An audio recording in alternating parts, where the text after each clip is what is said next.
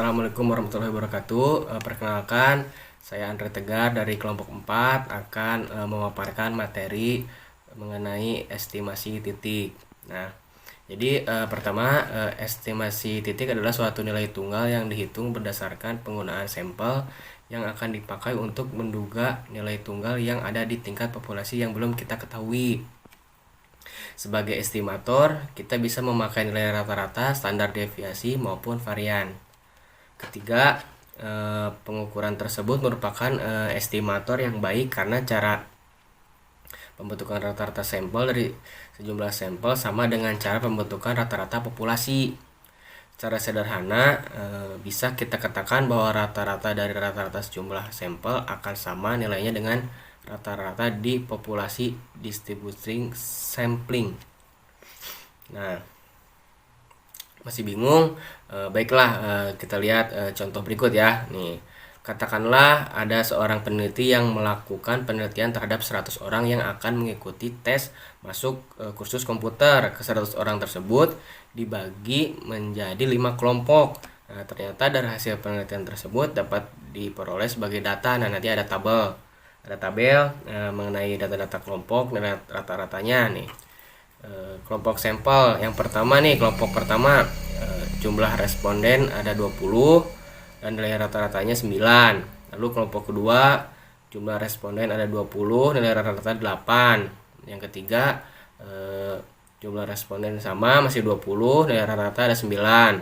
Lalu kelompok 4 jumlah responden ada 20, nilai rata-rata ada 8. Terus kelompok terakhir jumlah responden dengan sama 20, nilai rata-rata 6. Nah, jadi berdasarkan tabel tersebut bahwa kelompok 1 terdiri dari 20 orang, demikian pula kelompok lainnya dari 20 orang dalam tiap kelompok. Dihitung rata-rata nilai yang didapat, kemudian kita coba menghitung rata-rata yang didapat oleh setiap kelompok. Nah, rata-rata kelima kelompok itu cenderung akan mempunyai rata-rata dari 100 orang peserta tersebut populasinya. Dan demikian kita dapat menduga bahwa rata-rata tingkat populasi adalah 9 tambah 8 tambah 9 tambah 8 tambah 6 dibagi 5 sama dengan 8. Dengan demikian kita bisa merumuskan sebagai berikut nih. Jadi yang seperti simbol yang seperti E itu adalah sigma. Terus X yang ada tanda strip di atas itu bisa disebut bar atau rata-rata sampel, dan yang mirip seperti U itu adalah populasi. Nah, baik, sekian dari saya mengenai estimasi titik. Selanjutnya akan dijelaskan materi yang lain oleh rekan saya selanjutnya. Terima kasih. Estimasi titik terhadap proporsi populasi. Pada bagian sebelumnya, kita sudah mempelajari estimasi titik yang dijelaskan oleh saudara Andre Tegar. Namun, seringkali kita juga melakukan pendugaan terhadap sesuatu hal yang proporsi populasinya tidak kita ketahui. Contohnya, apabila suatu ketika Anda ingin menduga berapa banyak pemirsa televisi yang menonton acara pertandingan final sepak bola Piala Eropa pada tahun 2000. Nah, untuk mewakili proporsi pemirsa televisi yang menonton pertandingan final sepak bola itu, kita gunakan rumus variance proporsi. Rumus variance proporsi itu sendiri yaitu S kuadrat sama dengan NPQ. Keterangannya, S kuadrat yaitu variance proporsi, N yaitu jumlah percobaan atau sampel, P yaitu proporsi sampel sukses atau X, dan Q yaitu proporsi sampel gagal dalam kurung L min P tutup kurung. Estimasi interval adalah suatu estimasi terhadap nilai populasi dengan memakai range atau interval nilai. Berbeda dengan estimasi titik yang hasilnya merupakan sekumpulan angka yang kita duga salah satunya adalah nilai yang kita cari. Dengan demikian, sebenarnya estimasi titik merupakan hasil pendugaan yang lebih akurat. Pertanyaan sekarang adalah mengapa kita melakukan estimasi interval? Jawabannya, apabila kita melakukan estimasi interval, maka hasil pendugaan yang kita lakukan akan lebih objektif. Estimasi interval juga dapat menyatakan berapa besar tingkat kepercayaan bahwa interval yang terbentuk memang mengandung nilai parameter yang kita duga. Tingkat kepercayaan tersebut ditunjukkan dengan peluang membuat kesalahan dalam menentukan interval dan dinyatakan dalam bentuk persentase.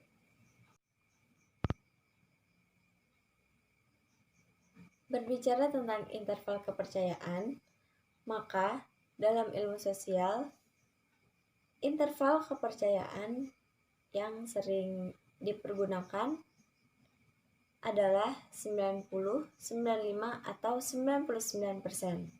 Pada dasarnya, seorang peneliti bebas menentukan berapa besar interval kepercayaan yang akan digunakan.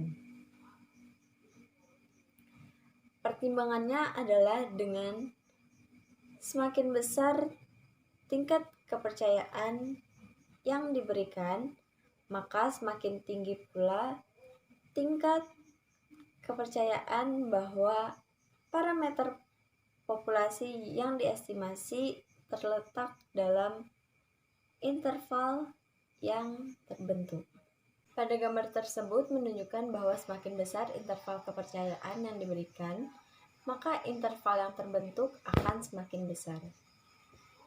Dengan demikian, ketepatan estimasi semakin besar, namun ketelitian semakin kecil.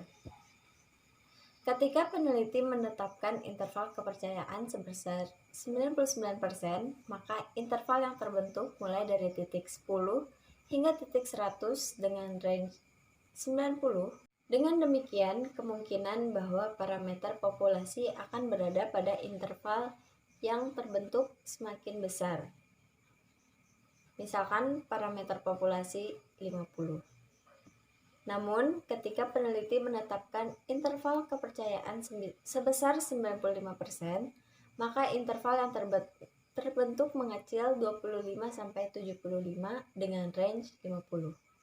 Demikian pula, ketika peneliti menetapkan interval kepercayaan 90%, maka intervalnya semakin mengecil yaitu 40-60 dengan range sebesar 20. Dengan semakin mengecilnya interval yang terbentuk, maka kemungkinan bahwa parameter akan berada pada interval yang terbentuk akan semakin kecil, ditunjukkan dengan range yang semakin mengecil, namun ketelitiannya semakin tinggi. Penetapan besar sampel. Dalam penelitian kuantitatif, penetapan besar sampel seringkali diperdebatkan. Banyak yang mempertanyakan apakah penetapan besar sampel mampu mewakili jumlah populasi yang ada. Para ahli pun memperdebatkan penetapan besar sampel yang ideal untuk digunakan. Ada yang mengatakan bahwa 10% dari jumlah populasi yang ada juga yang mengatakan minimal 25% dari populasi yang ada. Perlu diingat bahwa semakin besar jumlah sampel yang mendekati populasi yang sebenarnya, maka penelitian tersebut akan semakin akurat. Artinya kita bisa mengambil jumlah sampel sebesar mungkin dengan mempertimbangkan faktor-faktor seperti besaran interval, heterogenitas populasi, serta faktor-faktor teknis seperti masalah tenaga pengumpul data, waktu, serta dana. Uji hipotesis lebih ditunjukkan untuk membuat suatu pertimbangan tentang perbedaan antara nilai statistik sampel dengan nilai parameter populasi. Nah, kita di sini akan diperkenalkan dengan suatu hipotesis yang disebut sebagai hipotesis nol atau H0 dan hipotesis alternatif atau HA. Nah, untuk melakukan pengujian hipotesis ada beberapa langkah atau elemen yang perlu diperhatikan. Yang pertama yaitu merumuskan hipotesis nol dan hipotesis alternatif, lalu memilih uji statistik yang sesuai, lalu menentukan taraf signifikansi alfa, lalu menghitung atau melakukan perhitungan. Lalu yang terakhir, mengambil keputusan atau kesimpulan. Ada beberapa hal yang harus kita ingat dalam menyusun H0. Yang pertama, H0 merupakan hipotesis yang akan diuji keberlakuannya. Lalu, hipotesis ini selalu mengandung data yang ada di tingkat populasi. Lalu yang terakhir adalah HO selalu menggunakan notasi sama dengan. Nah, demikian pula dengan HA, beberapa hal yang perlu diperhatikan. Yang pertama, HA merupakan hipotesis yang akan dibuktikan kebenarannya dan selalu berlawanan dengan H0. Nah, yang kedua, HA, hipotesis ini selalu mengandung data yang ada di tingkat sampel. Lalu yang ketiga, HA selalu menggunakan notasi sama dengan tidak atau apabila data sampel tidak diketahui. Kurang dari apabila data dari sampel diketahui lebih kecil dibandingkan data di populasi. Serta lebih dari apabila data di sampel diketahui lebih besar dibandingkan dengan data di populasi. Nah, dalam statistik ada banyak rumus-rumus yang bisa dipakai untuk melakukan uji hipotesis, tapi tidak sembarang atau bahkan tidak semua rumus bisa kita gunakan. Kita harus lihat beberapa faktor yang mempengaruhi dalam pemilihan statistik. Antara lain, tingkat pengukuran. Dalam hal ini, kita berbicara mengenai skala dari variabel penelitian, jumlah sampel, serta ada tidaknya variabel independen dan variabel dependen. Lalu menentukan taraf signifikansi atau alfa. Satu hal yang sebaiknya diingat kembali adalah beberapa tingkat signifikansi yang umum digunakan dalam ilmu sosial yaitu 0,01, 0,05, dan 0,1. Nah, bahkan ada kesepakatan bahwa jika peneliti tidak memberitahukan kepada umum tingkat signifikansinya yang digunakan, maka kita dibenarkan apabila menetapkan bahwa tingkat signifikansi yang digunakan adalah 0,05. Besar kecilnya signifikansi di sini sangat berpengaruh dalam menolak H0. Nah, semakin besar tingkat signifikansi yang diberikan, maka semakin besar juga kemungkinan kita untuk menolak H0. Nah, dengan demikian terlihat bahwa semakin kecil apa yang kita tetapkan, sebenarnya semakin baik juga penelitian yang kita lakukan. Ada dua kemungkinan kesalahan yang terjadi jika kita menolak H0. Padahal H0 itu benar, kita sebut saja galat 1. Dan kesalahan kedua kita adalah menerima H0, padahal H0 itu salah. Kita sebut saja galat 2. Nah, untuk lebih jelasnya, kalian bisa lihat dan juga perhatikan lagi tabel yang ada di bawah ini. Alpha ada daerah penolakan. Dengan demikian, apabila kita memberi kecil alpha, maka kemungkinan untuk terjadinya galat 1 menjadi lebih kecil. Karena dengan semakin kecilnya alpha, semakin kecil juga daerah penolakan H0. Maka, kemungkinan untuk menolak H0 juga semakin kecil. Oke, saya akan menjelaskan tentang uji statistik satu sisi dan dua sisi. Yang pertama, uji statistik satu sisi merupakan pengujian hipotesis statistik yang dimana hipotesis alternatif memiliki satu ujung. Atau biasanya pengujian ini disebut sebagai pengujian satu arah. Gitu. Nah, terus juga hipotesa dari pengujian satu sisi ini menghasilkan suatu pengujian yang terarah.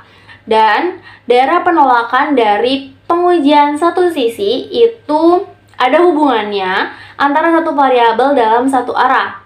Hasil dari pengujian ini lebih besar atau lebih kecil dari nilai tertentu. Untuk contohnya itu ada di slide berikutnya. Jadi lihat aja di slide berikutnya, oke? Terima kasih. Wassalamualaikum warahmatullahi wabarakatuh.